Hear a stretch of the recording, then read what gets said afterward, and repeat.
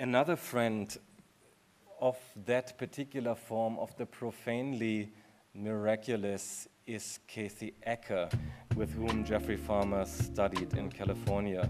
Kathy Ecker, poet, writer, performer, is very, very difficult to understand, and I can't claim that I do. Because what you get in Kathy Ecker is someone who, on the one hand, is exactly working the magic of the toilet joke. A lot of her novels were banned because of obscenity. But at the same time, she has a way of building these kind of spirit catchers by stealing texts from other people and building, as it were, books like voodoo dolls. So she got sued for what's the word? When you steal from other people. Plagiarism, yeah?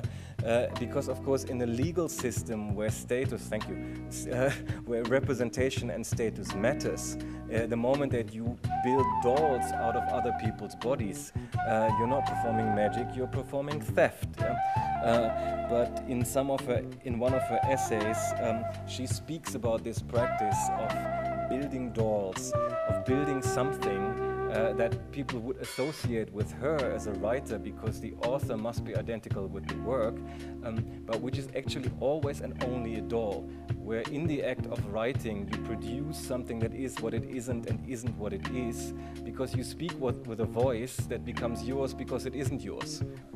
So the entire business of reading and interpreting is turned into a doll's play, where the magic of the poetry of that glued together material is, yes, that it's puppet speaking. And if I should be honest, of course I should now continue this talk in the spirit of Kathy Ecker by disappearing and but I think I haven't reached that point of avant-gardism yet. Next time.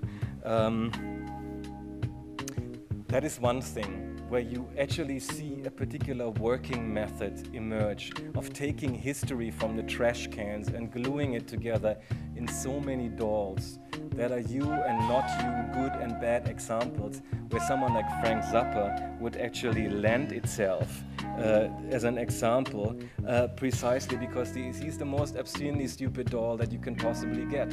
He's such an artist man doll who's so in love with himself and his own obscenity that you have to take him. You have to. This is the most unlikely mask that you can get, so you take it.